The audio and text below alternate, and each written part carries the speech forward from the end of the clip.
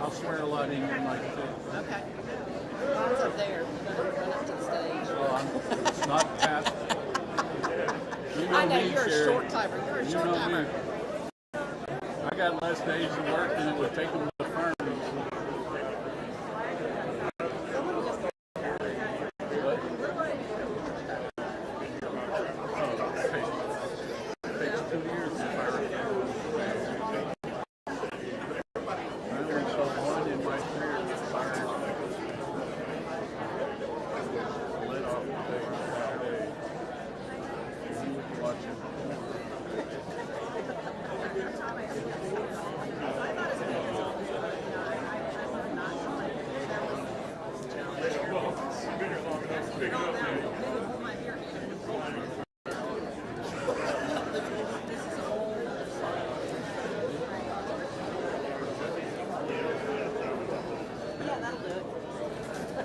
He was asked to leave the base.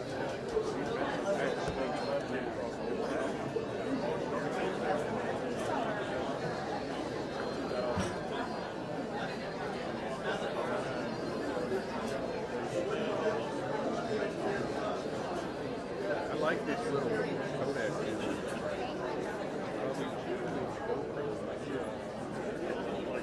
I do a lot of kayak. I like kayak adventure when I try to kill myself.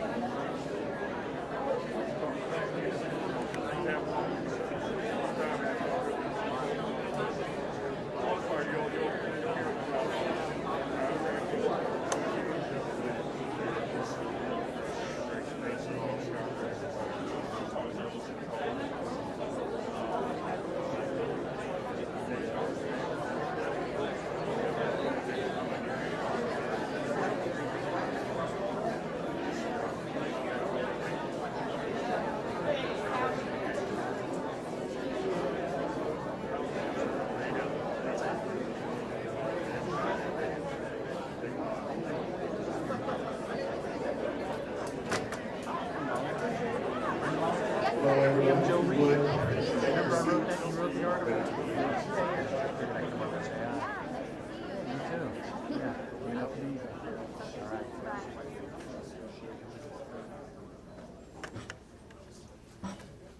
That's pretty powerful. Good job. Most people don't listen to me, so I'm excited about that. Thank you all for joining us. We want to welcome you to the 2022 State of the Base. Woohoo! Yes. You know, I said this at Eggs and Issues, but it just brings back the fact when you see all of these wonderful, beautiful faces smiling, we never want to take for granted the privilege we have of being able to be together freely. So let's take a moment to thank ourselves for being here in person.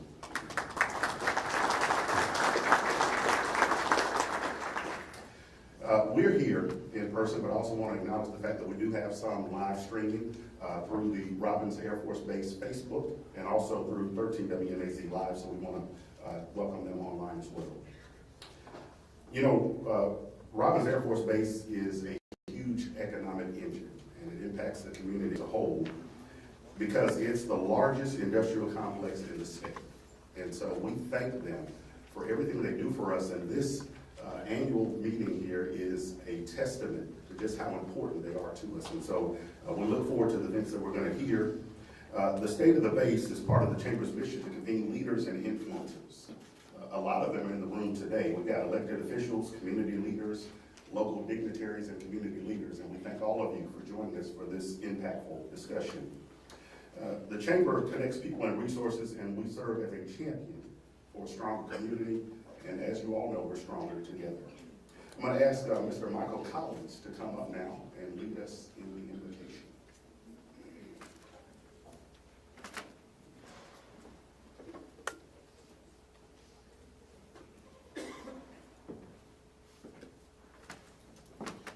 If you'll please stand for our prayer, and following the prayer, we will say the pledge together. So let's pray. So Father, we bow before you today, understanding that you hold the nations in the power of your mighty right hand. And when we consider what is going on in the world, we pray that you would overcome evil with good. We pray for our brothers and sisters in the Ukraine who are striving to maintain their freedom. We pray that you would thwart and turn back their oppressors. When we consider the unrest in the world, we find ourselves even more thankful for those women and men who serve our great country at Robins and the other military installations across our great state. We pray for your protection over them. Grant them and their families peace which surpasses all understanding. May they feel the love and appreciation that you have for them. And we thank you for your mercies. We thank you for the great community you've entrusted to us. We thank you for this opportunity to hear from our base leadership. May you bless this food to our bodies to your service. In the name of our great Savior, Jesus Christ, we pray. Amen. Let's say the pledge. I pledge allegiance to the flag of the United States of America and to the republic for which it stands, one nation, under God, indivisible, with liberty and justice for all. Oh, say, can you see by the dawn's early light what so proudly we hailed at the twilight's last gleaming, whose broad stripes and bright stars through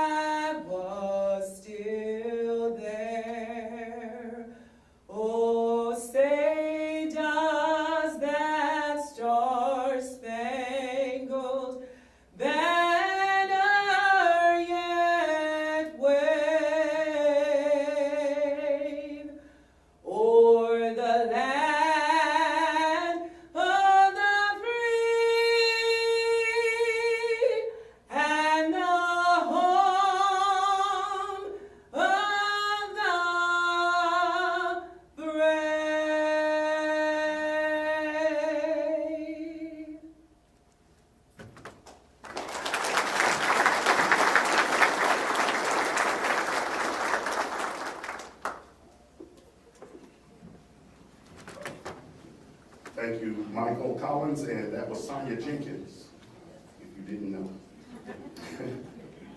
Now, I want to invite a good friend of mine, Mr. Cary Gerard, up to the stage. He is the chairman of the Roger Robins Regional Military Affairs Committee and the 2022 MICMAC Chair. Cary Gerard.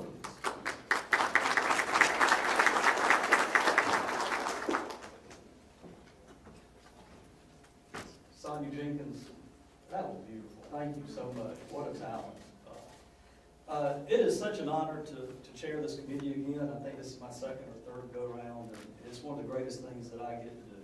And I thank the chamber for giving me the honor to do that, and pleasure to do so.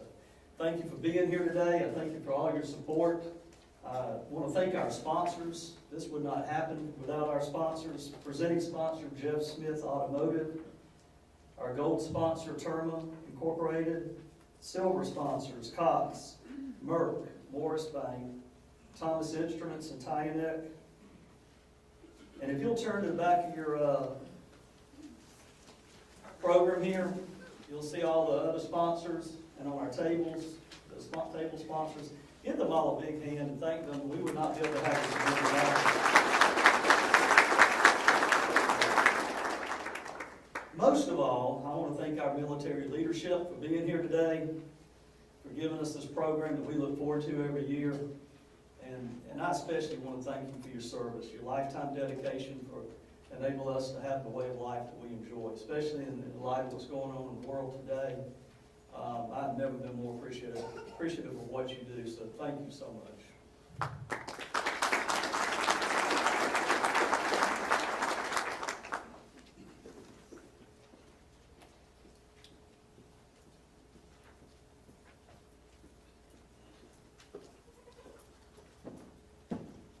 Good afternoon. I'm Karen Fry. I'm the Market Vice President for Cox Communications, and I'm excited to be here with you today.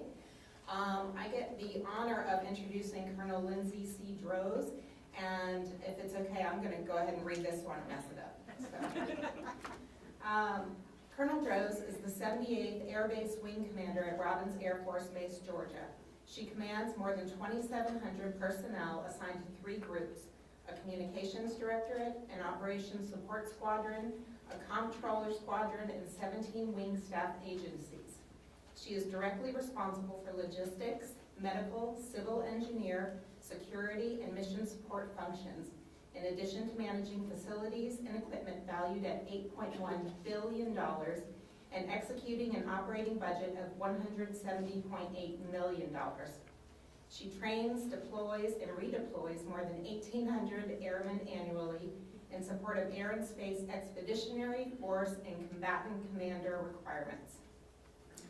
Additionally, Colonel Droz serves as the installation commander supporting the base's 54 mission partners, including a major command, an air logistics complex, and 3 wings on the 6,935-acre installation, Georgia's largest single-site industrial complex.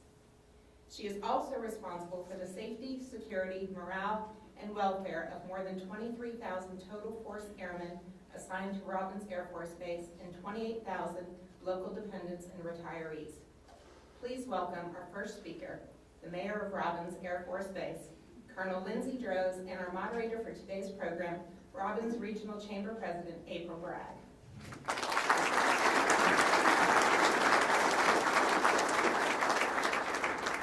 Thank you, Karen. Can y'all hear me? Is my mic on? Yes. Welcome to State of the Base. This is always an exciting time when we can gather business and community leaders to hear about the economic impact and the missions and men and women of Robins Air Force Base who keep us safe and secure.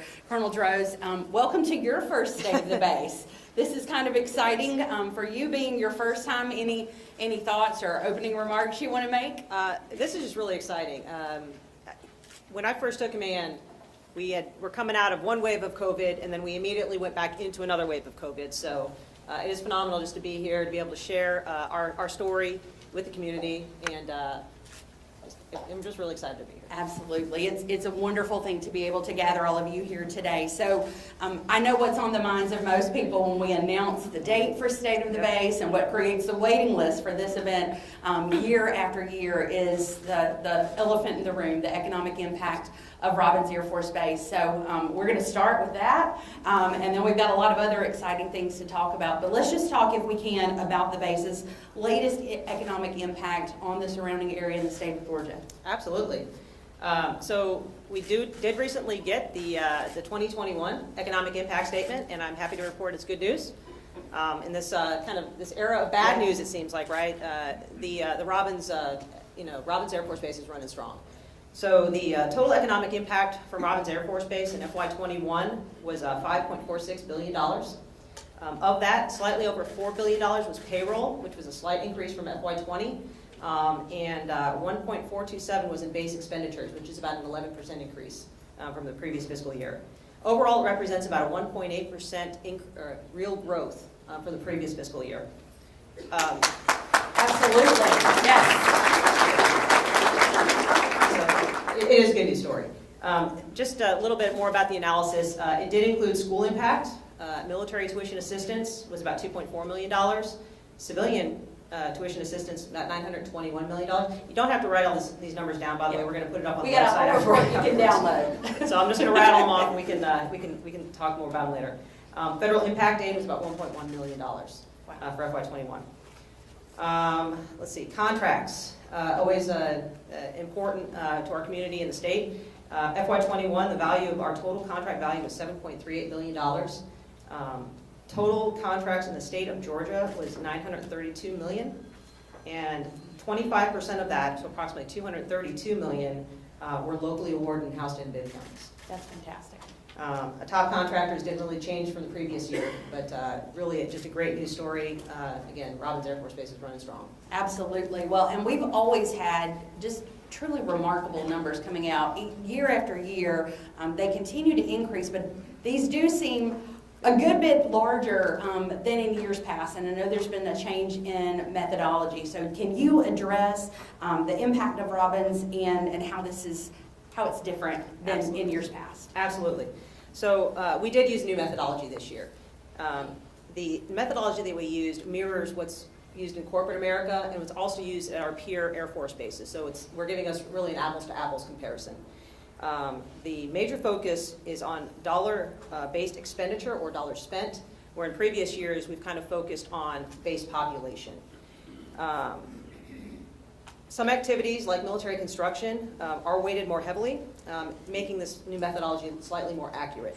We did run the FY20 numbers using the same methodology just to make sure we were talking the same language, and that's where we got that 1.8% increase. So there was an increase even using the new methodology. We did, some of the major changes in the methodology is that we used some new categories, focusing on locally produced goods and services, like contracts, commissary, base exchange, school impact, TRICARE, also retail of non-local goods and services, and local travel spending. There also were, the method used several new industry economic output multiplier-based categories. So basically, adding a multiplier for local goods and services to include annual payroll expenditures, local construction, locally produced goods and services that are produced in Middle Georgia, and then goods and services that are produced outside of Middle Georgia but purchased locally. So we did run the numbers. Great news story for this year, and it was an increase from the previous year. So even through the pandemic, like our local community, we continue to grow. Yeah, well, two things that, certainly stand out in addition to just the numbers and the impact that represents. But I don't know how many times y'all heard the word local come out of her mouth. While Robins has a global reach and impact, the focus and mutual support to and from the local community is certainly something that I know everyone in this room values. And you mentioned the pandemic, which I think is a good transition to kind of round this out. So the past few years have obviously been challenging, including issues caused by the pandemic. How has that all affected the base's mission or its relationships with the community? So I'd like to answer that first by just saying, just look around this room. This room, we're friends and family. And that has, if anything, has grown stronger. You know, when I walked into this room today, you know, gone are the fist bumps of, you know, Thank goodness. right, of 2020, right? You can really feel just the appreciation, and that is reciprocated by, you know, those of us that are representing Robins Air Force Base here today. Our mission remains as strong as ever.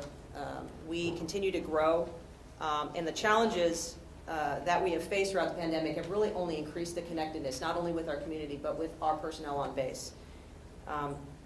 Some struggles really increase resiliency, and that's, I think, is the case here. As you know, we're celebrating our 80th anniversary of Robins Air Force Base this year, right alongside our Houston County family, who's celebrating 200 years of being a community. The Middle Georgia is our home, and we prioritize that relationship. And when we succeed, you succeed. When you succeed, we succeed. It's always been that way, and I see no reason that it's ever going to change. Especially with the pandemic, we may have made some changes, but we've maintained or even enhanced our mission readiness. We continue to grow. Our mission partners are ready to deploy on a moment's notice. The Air Logistics Complex continues to produce the best quality aircraft for our nation. So we're ready to fight. For years, sustaining the base community relationship has been a priority of Robins Air Force Base leadership. We know that the slogan, "Every day in Middle Georgia is Armed Forces Appreciation Day," isn't just a slogan. In this community, you can sense that is absolutely a way of life. This community serves alongside of our base, whether it's our civic leader program members, our honorary commanders, our community leaders. You guys are all ambassadors for Robins Air Force Base. Not only that, but from academia to industry, we just continue to grow stronger. The community champions our Total Force Airmen through many avenues, including our Civic Leader Program, Middle Georgia Military Affairs Committee, the Chambers of Commerce, and more. And our airmen are integrated in the community, whether they're speaking, volunteering, just being members of this community. They're telling the Robins Air Force Base and the Air Force story. The community support has been there since Robins Air Force Base opened its gates 80 years ago. I can't believe y'all still give me a microphone. It's just but the community support's been there, and it's going to continue to be there. And that base community relationship is a pillar of our success. So for 80 years, just as the members of Robins Air Force Base have been the lifeblood of our missions at Robins, the community has been our heart. So we appreciate you. From the 24,000 men and women of Robins Air Force Base, I just want to say thank you. Thank you for everything you do. Thank you for everything you continue to do. And I'm excited to be part of this community. Thank you, Colonel Gross.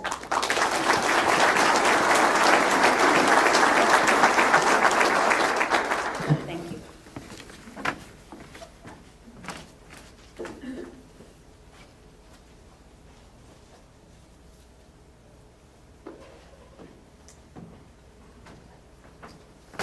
Welcome, everyone.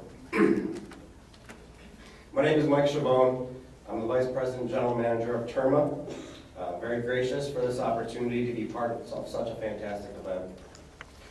TERMA is an electronic warfare and special protection systems defense contractor with a large presence just a few miles down the road. TERMA has been able to triple in personnel over the last 4 years due to continued support of the warfighter through Robins Air Force Base and specifically WNY for the F-16s. TERMA works hand in hand to provide repair and return to U.S. Air Force and FMS F-16s and A-10s through various base organizations. Working with Robins Air Force Base, TERMA signed a $487 million IDIQ for acquisition, repair and return, and sustainment of A-10, F-16, and C-130s, centered around the TERMA ALQ-213 EW controller, which has provided jobs and sustained cooperation both on base and for TERMA. I'd now like to introduce Brigadier General Jennifer Hammerstead. Brigadier General Jennifer Hammerstead is the Commander, Warner Robins Air Logistics Complex, Robins Air Force Base, Georgia. As the Commander, she serves a world-class workforce of more than 7,200 personnel. The complex performs program, depot maintenance, and modification on all variants of the F-15, C-130, C-5, C-17, and Special Operations Forces aircraft, as well as the RQ-4, E-8C, and TH-1H. Additionally, she is responsible for the maintenance, repair, and overhaul of diverse aircraft components, avionics, electronic warfare equipment, along with development and sustainment of mission-critical software, test program sets, and automated test equipment. Without further ado, I welcome Brigadier General Jennifer Hammerstedt.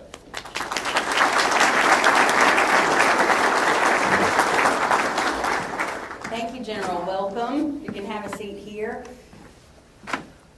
And I think just for fun, next year we should probably have a quiz at the end for everybody attending in person with the alphabet soup and see how much of that they get right. Well, that's fine. Oops, sorry, let's see here. Can y'all hear me? There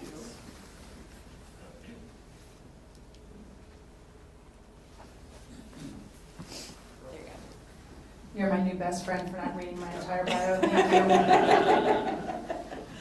I love it. So let's jump right in. He mentioned the C-17, so we'll start with that. So obviously in recent news, the C-17, this legacy airframe maintained right here at the Warner Robins Air Logistic Complex, helped evacuate Americans and Afghans from Afghanistan in August. Can you talk about the importance of these legacy platforms and how they play into the future?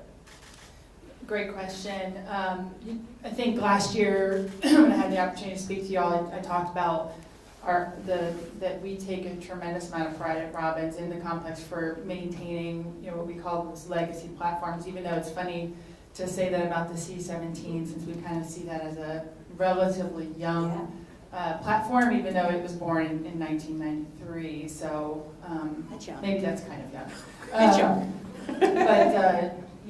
But that legacy work is really the backbone of what we do at the complex. And our 4-star commander likes to say that in Air Force Material Command we do our warfighting mission every day, and I think that was very obvious when we all watched the evacuation from Afghanistan and knowing that those aircraft were serviced right here at Robins. Just recently, Charleston Air Force Base celebrated an aircraft number 534, that crossed over 25,000 flying hours.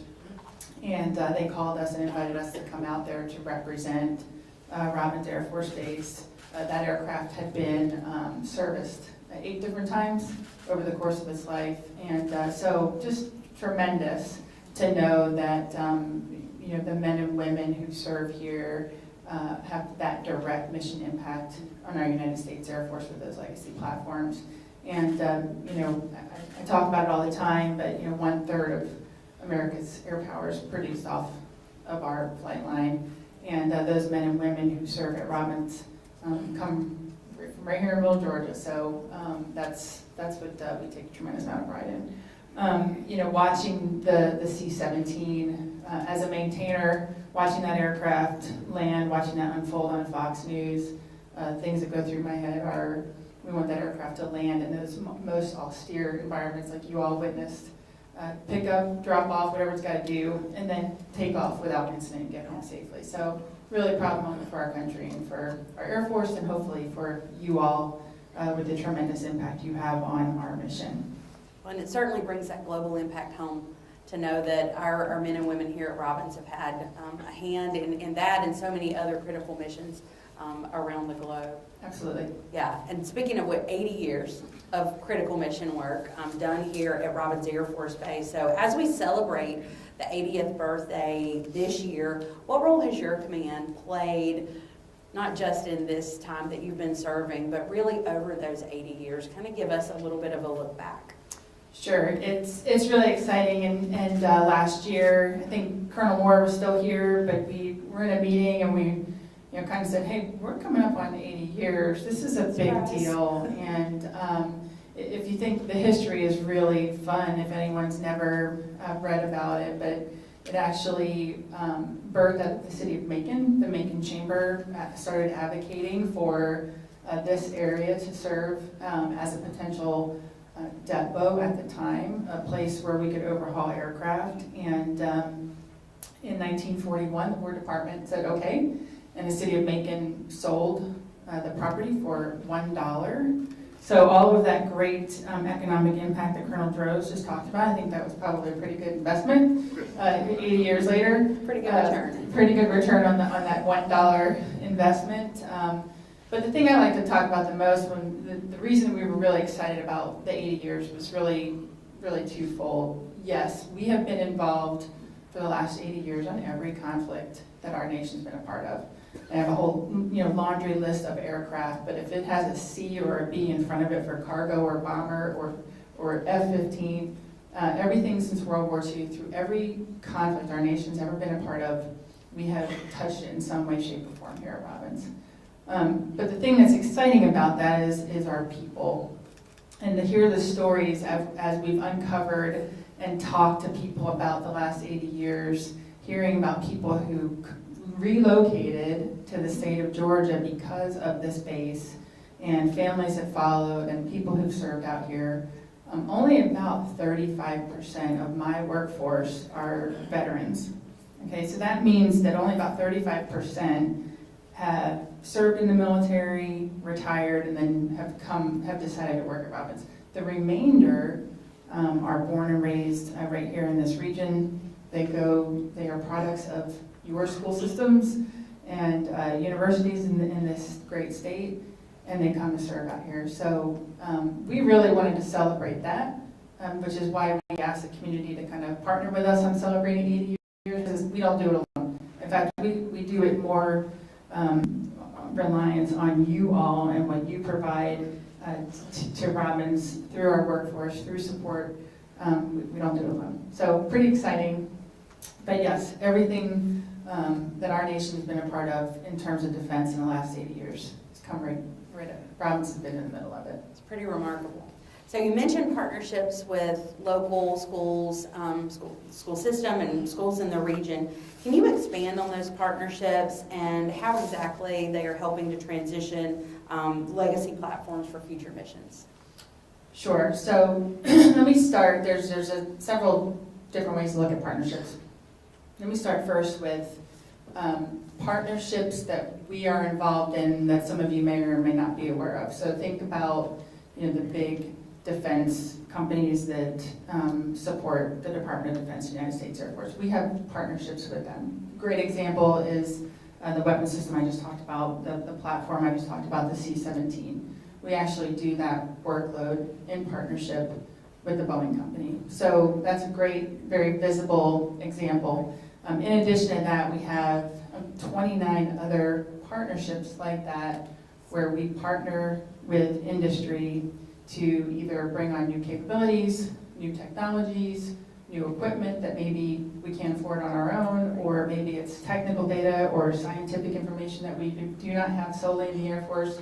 So we use those partnerships to really bring new technology, new opportunities to Robins and ultimately to the community. So we really take a lot of effort in those partnerships. We look for them and we want to develop those. And I see General Retired Kabenik in the audience. He in his time serving over the last 4 years was able to do a lot for us in that regard.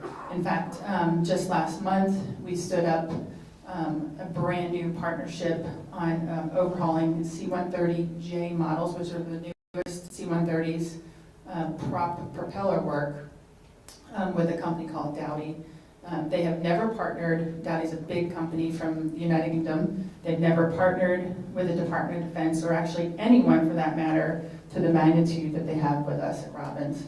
And I credit that to General Kabenik and his early work with that, but the team did a tremendous job seeing that through. And that's just an example of my predecessor 20 years from now will be talking about C-130J work that continues at Robins Air Force Base because of those types of partnerships. So there's those types of partnerships, and then a lot of you in the audience are aware of the partnerships we have with the community. So if you think about Blue Sky, our partnership with Mercer in Macon, and our software work that we do in downtown Macon to try to generate excitement about the mission and to tap into the minds at Mercer. And then, of course, Mercer has grown into Project Synergy, which is our partnership with Houston County and the Board of Education. And that's really exciting because we have watched that mature over the last year. And I will tell you that there's been some benefits that we didn't expect. It's brought a tremendous amount of excitement to this region That's about amazing. software. Yeah. Yes, we didn't expect that. You know, the fact that it's outside the gate, we've been able to open our doors and allow people to come in and really see. So that's been really exciting. It's also offered more accessibility, which was, again, more, we kind of knew that was going to happen, but more than we anticipated in terms of being able to bring students in, bring other schools, other like-minded people in to see what we're doing. Again, bonus. And then finally, that opportunities that it's offering for our students in the local area, Houston and Macon, Bibb counties, because again, it's off-base, so it makes it easy. So not only the dual enrollment that we're doing through Houston County, but last year, our software group was able to do the first ever high school graduate intern program. So these are kids that have just recently, young men and women who have just graduated high school. They have committed to going to a university that offers the appropriate science technology degrees. We had 25 of them for a 6-week program, and it was tremendous. We were able to talk to them about opportunities at Robins Air Force Base, opportunities in our Air Force, opportunities in STEM. So even if they decide they don't want to work at Robins, hopefully we're planting a seed to get them excited about that future work. So that's really cool. And then, of course, other partnerships, we have educational partnership agreements.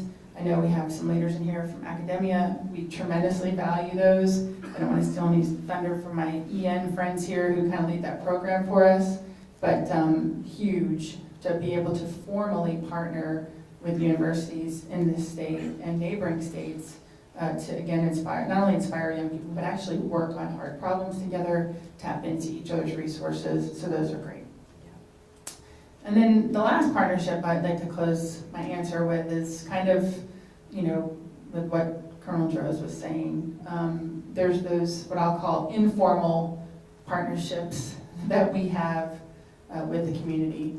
And I can think about, you know, the senior leaders sitting out here that on a moment's notice, you know, show up to the base to talk to senior leaders or anyone about the needs of Robins, the needs of our Air Force, provide perspective, always there for us no matter what. And on behalf of the men and women who I have the opportunity to serve with, this community supports my workforce in so many ways, through hardships, death, illness, challenges. The people in this room touch my workforce every day. So just want to echo Colonel Droz's gratitude for that. Those partnerships, you know, you won't see those netting, you know, $1 billion in profit or whatever the case is, but in my humble opinion, those are priceless, and I can't thank you all enough for those informal partnerships. Absolutely. Thank you so much, General Hammerstead. That's it? That's it.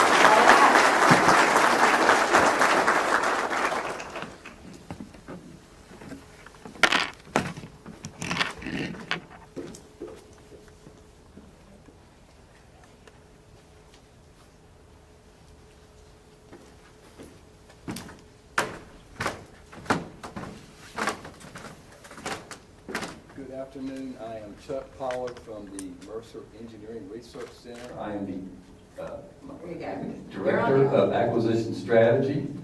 Today I have the honor of introducing Ms. Emily J., and she has so many accomplishments, I have to read them off.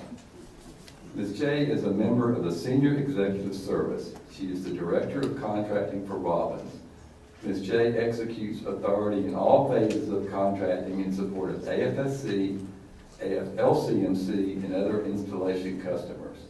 Ms. J. provides training and development for more than 400 contracting and administrative professionals responsible for obligating in excess of $6 billion annually. Welcome, Ms. J.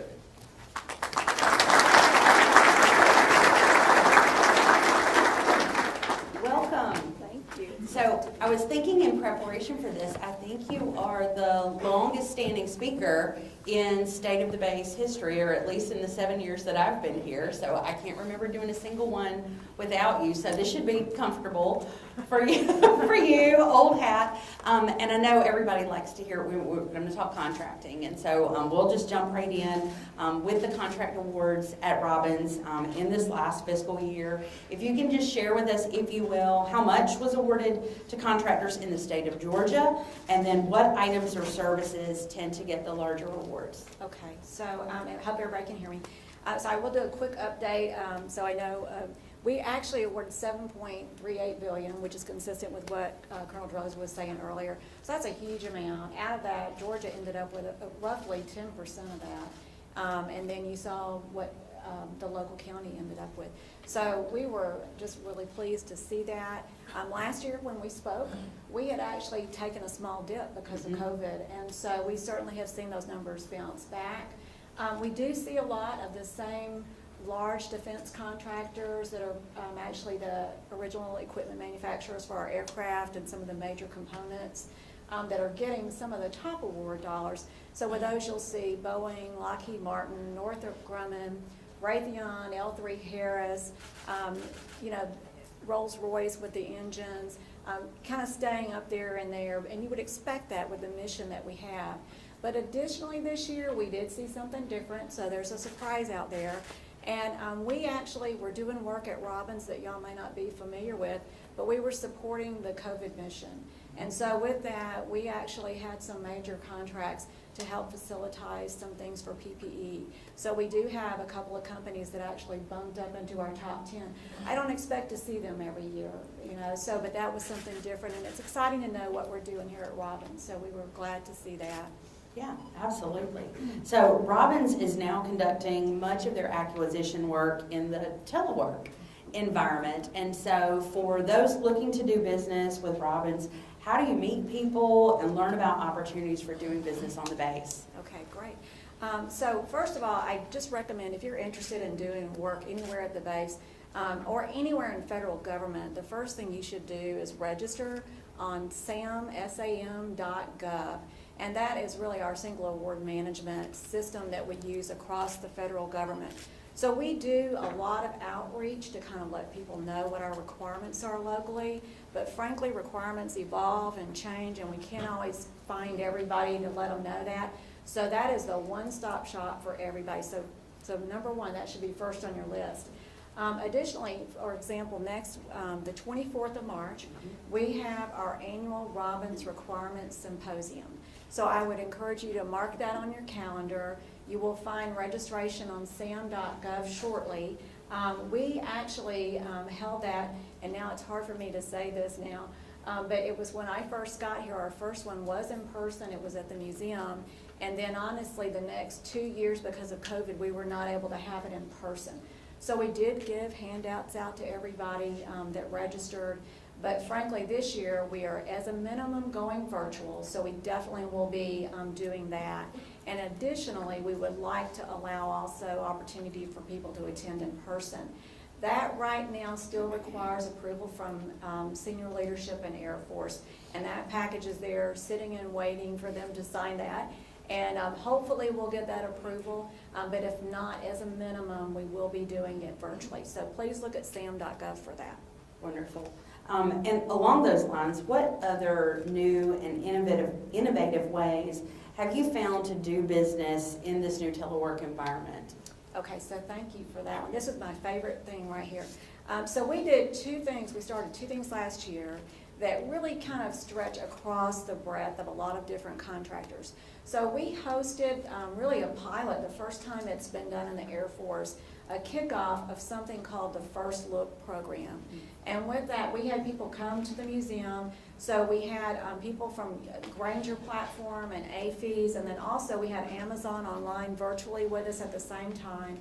And all of our small businesses can that offer products could come in and enroll to use that service that our GPC, our government purchase card holders, use to make buys locally.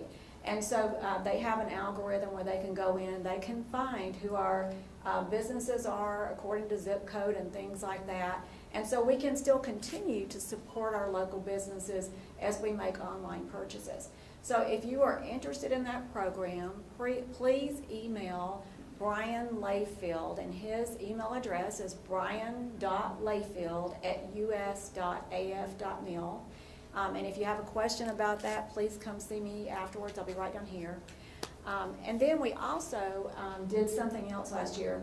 Based on that thing, when we had that event, we noticed we were getting a lot of questions from people that had nothing to do with the First Look program. And so what we saw is people needed, first of all, just to have contacts at the base. And as we telework, they don't know where to go because we're in our homes. We're not where we used to be. And so we have set up a standing meeting at the museum. We have it the first Tuesday of every month at 10 o'clock. And you can go to the museum. You will find people in contracting there that you can talk to. But additionally, we have other speakers there. So we dedicate 30 minutes to questions where it's Ask Me Anything. And so you can ask any question you have. But also we try to have some kind of a program for 30 minutes. For example, today I'll give a shout out to Scott Boyd, the Deputy PEO for Mobility here. And he actually spoke and did a great job of letting people know kind of what's going on their roadmap. So I encourage you to come to those events. It's a great way to find out what's going on the base. Wonderful. And those are in the neutering hangar, or where are those? Yes, on those okay. are in the neutering hangar. So, and those are also advertised on sound.gov. And for more information on those, you can contact Levi Lord, and that's levy.lord at us.af.mil. So just in closing with all of these things, we do this because we are a team, and we've talked about that so much today. We could not have awarded $7.4 billion without all the people in this room, all of our industry partners. And so it is important that we get your feedback and that you know how to find us, and you can do that. So please let us know if you're trying to find something, you can't find it. We will be there, we'll find the answer for you and make sure that we can answer your questions. So thanks for all your help in getting our awards done this year. Absolutely. Thank you, Ms. J, for that valuable information and input.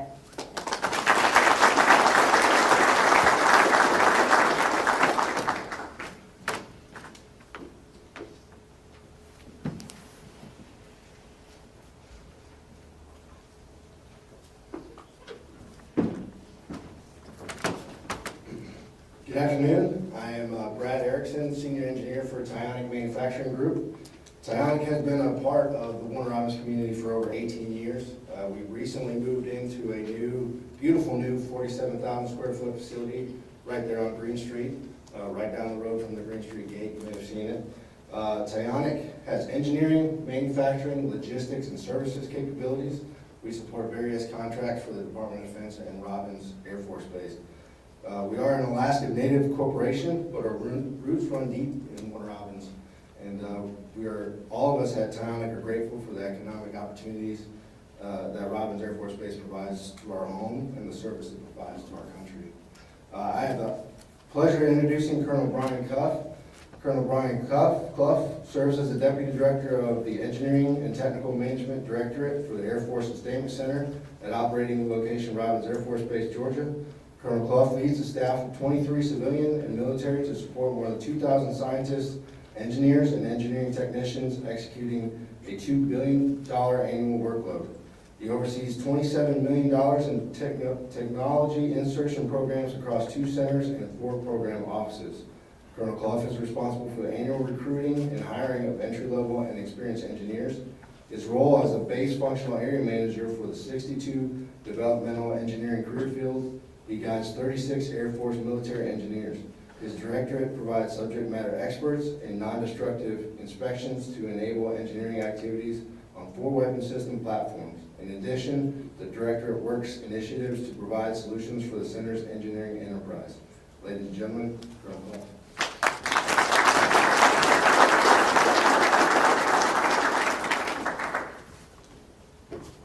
I almost thought you were going to take the leap. Colonel Clough, thank you for joining us today. So, engineering, let's just dive right in. So, what are some of the current hiring forecasts for science and engineers at Robins? You know, everybody's talking about workforce and talent. Can you just share with us how y'all are handling that? Sure. So you can all hear me, right? Okay. In a word, it's incredibly bright. I mean, the future for scientists and engineers has never been better, in part because of where we're at currently, but also because of where we envision taking sustainment within the Air Force in general. Part of the reason for my optimism is the performance of our team over just this past year. We've already talked about all the challenges with COVID, travel requirements, vaccinations, testing, just policy in general. And yet with all of that, our team was able to attend 17 in-person and 20 virtual career day hiring events at various academic institutions, including historically black colleges and universities and other minority servicing institutes. So we were able to, through those 37 events, garnered us over 1,600 resumes. Wow. To fill probably about 275 positions. Seems like a lot, but for folks who have done hiring, the bigger the pool, the better opportunity you have to actually match the right skill sets with the right jobs. So we're looking to do more of that going forward. The current forecast for this upcoming year is just under 300 scientists and engineers. With the workload growth and the transformation of our sustainment operations to more technology-based systems, there's no reason to believe that's going to go down in the future. It will stay steady or definitely go up. The opportunities, because of our increased requirements and need for more talent, we have focused more on our hiring process, streamlining our hiring process, because it's almost urban legend level of how difficult it can be to hire people on in the federal government. So just over the last year and a half or so, we focused on that process, reducing it from roughly 160-day average to hire someone down to about 78, with a target of getting it to 45 or even less. So the future, again, looks pretty bright. Very good, and you may have already answered this question at this point, but with the increased cyber and technology needs, how does the future look for these career fields? Yeah, it's definitely a subset of my previous answer. You know, as we transform our technologies and our operation processes, you just have to turn the news on this morning and see that some of our adversaries out there, the very first weapon they pick up out of their toolbox because they cannot compete with our general weapon capabilities, is they take the cyber route. They feel like if they can undercut us on cyber, they can disable all of our other capabilities. So it goes without saying, but I'll say it anyway, we're going to need cyber professionals on the front lines, defending all of the things that we're fielding today and tomorrow. But even more importantly, we're going to need those cyber professionals on the front end as we develop these new systems and we field new capabilities to build in that cyber defense so we don't have to wrap it around at the back end and protect it. It'll essentially protect itself by the way it's built and designed. And then just on the technology workforce, you know, we talk often about scientists and engineers, but we're really about scientists, engineers, and technicians. The workforce in general is going to become more technically oriented as we implement technologies within our complex, things like robotics, artificial intelligence, machine learning, computer-controlled machining tools. All of these things are going to require a workforce that can program, operate, and maintain these great new devices. So again, people sometimes fear automation and technology as a way to reduce the workforce. We view it as a way to increase the skill sets of our workforce and need more people with these critical skill sets. Yeah. Well, in addition to filling the current jobs that you have available in this field, I know that, you know, with us becoming more technology focused and driven, that demand is going to continue to increase. So what role has the Air Force STEM outreach played in your recruitment, this process, and then how do you forecast that going forward? Again, another great question, and it's near and dear to my heart because it's the bread and butter, really, when you know, my job description says something about hiring and recruiting. The key component to that is, in our world, STEM outreach. Keeping that pipeline full of future talent involves getting to kids as young as kindergarten, and staying with them all the way up through university level education, and keeping in the back of their mind, you know, Robins is a great place to work.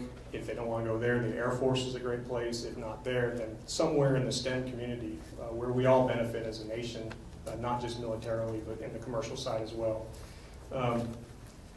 Probably most importantly, this is the area where, and General Hammerstadt mentioned it, Colonel Groves mentioned it, when we talk about being better together, partnering with the community, we cannot do STEM outreach by ourselves. You heard I only have about 28 people, and only a couple of those actually focus on STEM outreach. But we have one of the gems of the STEM world right here within our midst, and that's the Museum of Aviation Foundation National STEM Academy. With their resources, the facilities, and just their people who have an absolute passion for STEM education and outreach. It's not additive, it's multiplicative in terms of what we can get done together that neither of us could really do alone. And I'll throw in there, since we've mentioned General Kabinick, his group, the 21st Century Partnership, they're invaluable to extending our reach along with the museum to local schools and communities. General Hammerstadt mentioned the partnerships. We have educational partnership agreements with 8, I believe, different universities as of now. 3 of them are right outside our fence, with Fort Valley State, Mercer, and Middle Georgia State Universities. And then others across the state of Georgia, as far as Alabama currently. We are also in there's various levels of discussions and coordination on agreements with universities in Florida, Puerto Rico, Alabama, and of course additional ones in Georgia. So we're always looking to have partnerships with universities where we sit on STEM advisory boards with those universities. We partner with their senior classes to do senior projects, do mentorship with students. All of this leading to, you know, being aware that Robins Air Force Base exists and what kind of work we do and how badly we need their skills. And that extends all the way down to the secondary levels. Just this past weekend, we did a workshop for teachers out at the museum. It's a partnership with U.S. Naval Academy and the museum and us, where we brought teachers in and exposed them to STEM teaching techniques, some curriculum, some tools and resources, and send them back to their classrooms with all these tools. And of course, they reach hundreds of students a day, where we could probably reach 20 or 30 on a given Saturday afternoon event. So again, the force multiplying impact of these programs is incredible.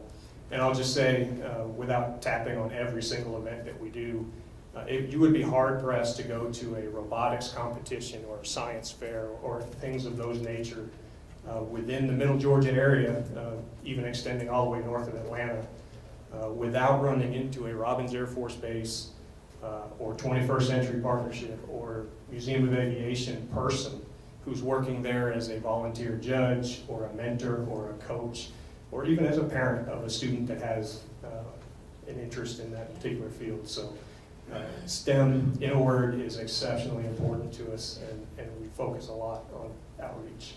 Wonderful. Well, just in closing, for those with an interest in STEM, in career opportunities that may be available immediately for a son or daughter, neighbor or friend, where can people find more information? It's a great question. They can, in my group, they can contact Charles Goolsby. That's charles.goolsby, Goolsby, @usaf.mil. And there also is a website. If you go to the Museum of Aviation, you can Google it, National STEM Academy, and you can find all kinds of events and great, everything ranging from a single afternoon where they'll bring some robot type of things out and do them right there on the lawn, to things that are ongoing programs that can be multiple weeks in length, 3D printing and all kinds of great stuff. So highly recommend getting your child or your inner child over to the museum and seeing what there is to offer. And you can go straight from the classroom right out to the museum floor and see the transition of technology from the classroom to operations. Absolutely. And summer camp registration opens up very soon, so I know we'll all be looking forward to that. Well, Colonel Plough, thank you so much for joining us today. Thank you for having me.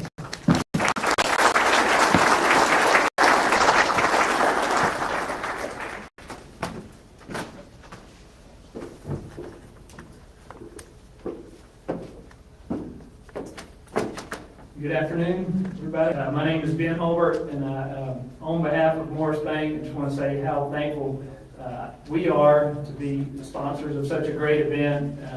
Obviously thankful for April and the Chamber, and just super thankful for Robins Air Force Base and what it means to all of us, particularly in the banking world, but just three sort of levels of appreciation. One is are the personal relationships that have been mentioned here.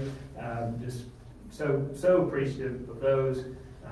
Then the tremendous economic impact that's already been alluded to, and then third, and the part that just cannot be overstated, are all the sacrifices that the men and women are making every day for our personal freedom, so we get to run around just free and happy. So super appreciative of that. I have two important introductions. Our last two of the panelists. The first is Colonel Amy D. Holbeck. She is the commander of the 116th Air Control Wing, Robins Air Force Base. She is responsible for the worldwide employment of the E-8C Joint Surveillance Target Attack Radar System. The wing trains, mobilizes, and deploys combat mission-ready aircraft, air crews, and support personnel to designated theaters of operation and conduct sustained operations, providing uninterrupted command, control, intelligence, surveillance, and reconnaissance in support of the Joint Force Air Component Command. Would y'all like me to say that again? The second one is Colonel Stephen Chapin. He commands the 461st Maintenance Group at Robins Air Force Base. As commander, he directs over 1,000 active duty airmen and Georgia Air National Guardsmen, providing maintenance, training, logistics, readiness activities, support 16 assigned E-8Cs valued at $5.9 billion. With that, come on up.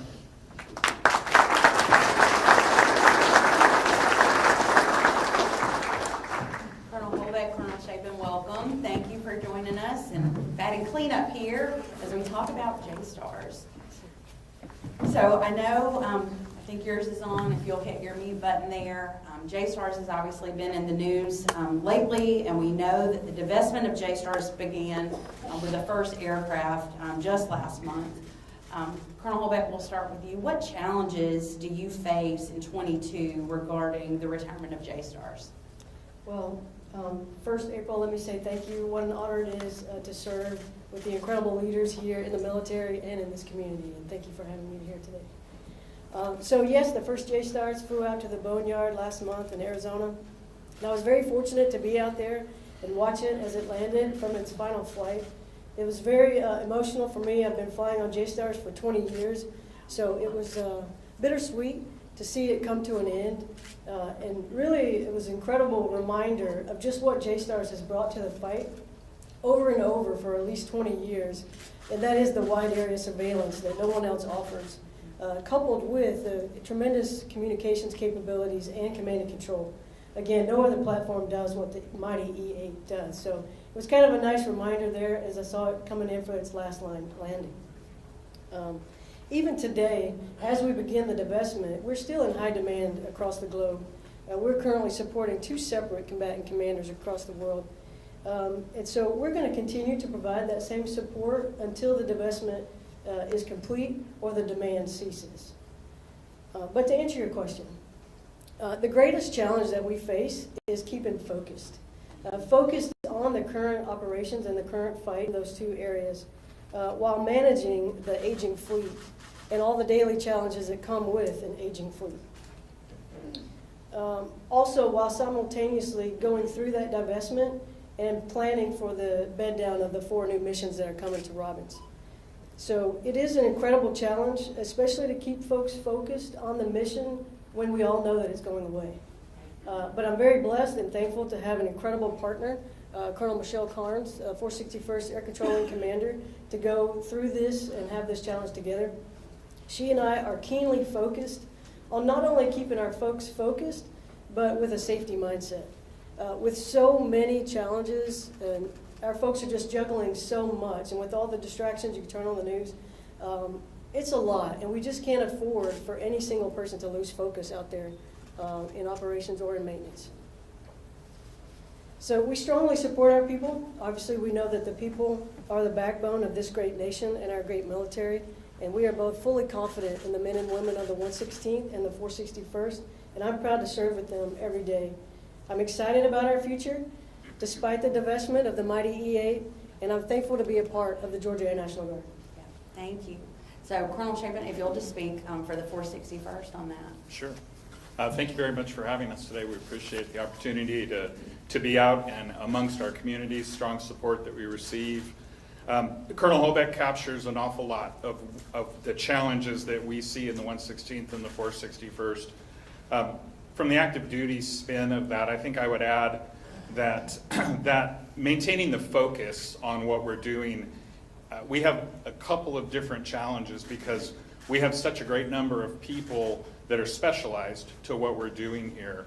And while things are going to begin to change here, we've got to remain steadfast in finishing the execution of the mission of JSTARS. But we all have to recognize that our people are beginning to think about what's next for them. And so our active duty airmen are beginning to ask out loud at every opportunity, what can they expect to happen? It's hard for us to describe that to them, and it's definitely hard to put specific timelines and answer those individual questions. But by and large, what we can tell them is that while some of the faces will change here, ultimately we still have a responsibility at Robins. The Air Force has a responsibility to take care of our airmen, and that will happen. Knowing the support that we have in the region here in Middle Georgia, I think one of the things our airmen don't have to worry about is the support that they'll receive from the community as they begin to transition to what's next for them, or they settle in for a more permanent role here in the region. They know that the support is there, and I think the ability for them to not have to worry about that is helping us be stronger as we face the challenges of this change in mission set here. Yeah, very good. Now that the JSTARS are being retired, Colonel Holbeck, what new missions is the Air National Guard getting at Robins, and what does this mean for jobs for the 1,400 people you currently employ?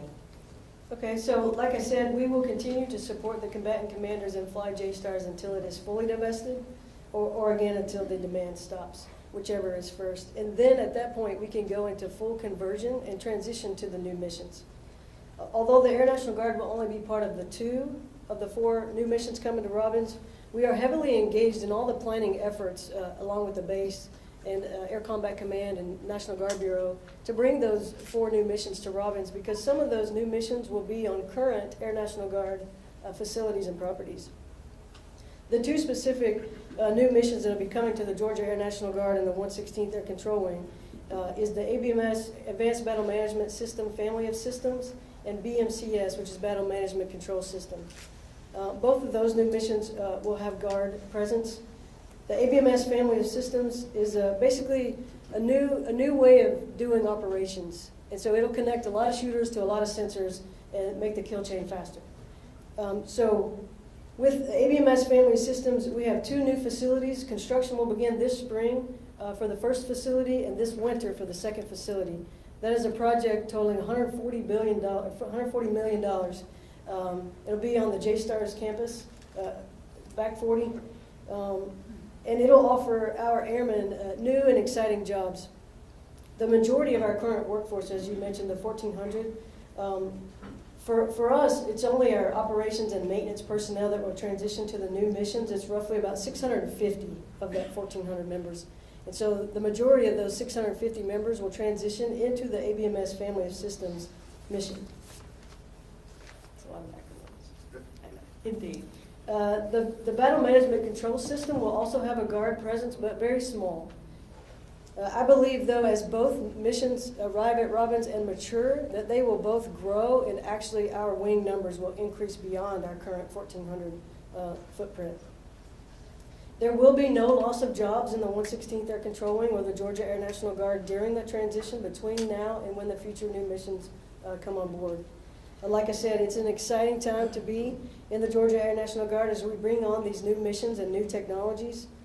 We, as well as the Air Force as a whole, as previously mentioned, will have more intel, cyber, and communications jobs in order to support artificial intelligence, machine learning, and space-based sensors and information as we move towards what the future looks like for the Air Force.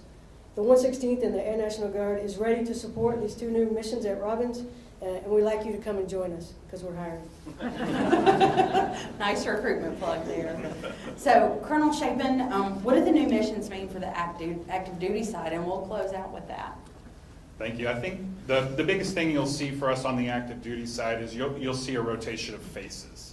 Our specialized maintainers and operators that we have here supporting JSTARS, some of them will translate, but a great majority of them will begin to go find other opportunities within the Air Force while the Air Force moves others here into the Middle Georgia region to support these onboarding missions.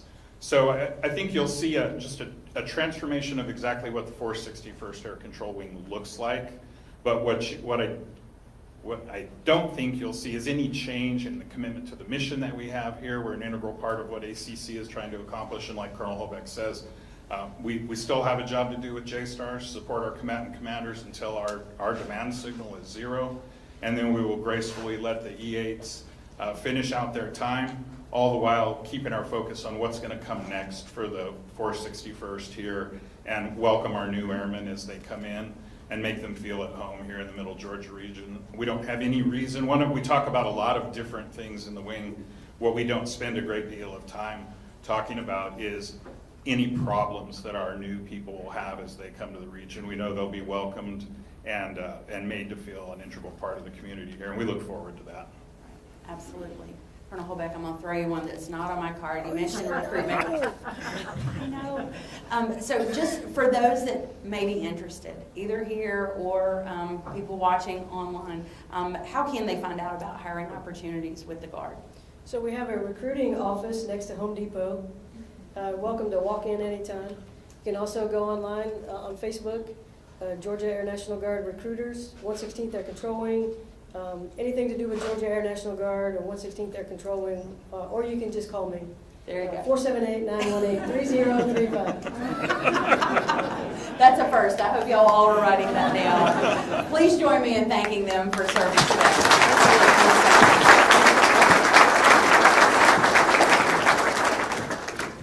So first of all, I want to thank our panel so much for the valuable information that they shared with us today, but more importantly, their service, not only to our community and the impact that they have here, but truly across the globe. I hope each and every one of you take pride in the impact that Robins has, as it literally touches every corner of the globe in support and defense of the United States. I know I'm proud to be here and truly believe that every day in Middle Georgia is Armed Forces Appreciation Day. So on behalf of everyone here, we just want to thank you all for your service and thank you for sharing with us today. If we could get a round of applause for our service.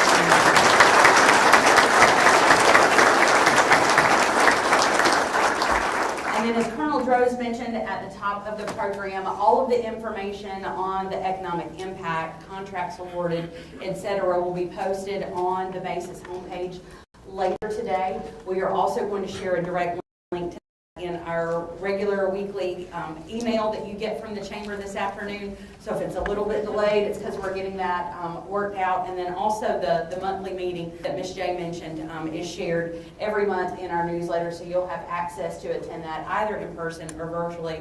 But on behalf of the Chamber, Chairman Mr. David Danzy, our entire Board of Directors, and our Military Affairs Committee, I want to thank all of you for joining us today, for your active participation and support of Robins Air Force Base.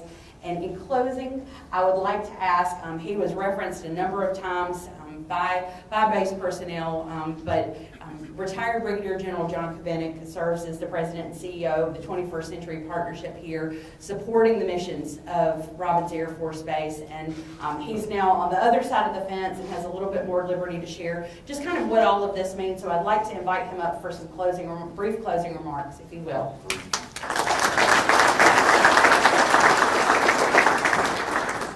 Well, David Danzy was whispering in my ear, brief closing remarks. That's hard for me. You know that, David. I think everything really has been said. I just want to echo the words, and I want to thank Michael Collins for the prayer today. Michael, thank you for that. Thank you for praying for the men and women in the Ukraine right now. And I know our folks in base can't talk about all they are doing, but I can guarantee you that every single mission at Robins Air Force Base, and some more than others, are engaged right now in this conflict. And it is a vitally important conflict for us right now. As we think about our commitments to Europe, and our commitments to NATO, and what our nation stands for in freedom, now more than ever we have to demonstrate that as a nation. And I just want to thank our men and women in uniform who are doing that and living that out every single day. Abel, thank you for all the Chamber does, for pulling this community together to support these men and women. We are all about that. There are a lot of things we can disagree about in our nation, in this Middle Georgia community. One thing we can all agree about: we need to do everything we can to support these men and women. Thank you. Thank you so much.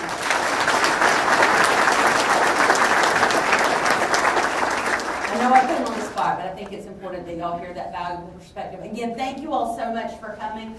Thank you to our sponsors for making all of this possible, and we'll see you next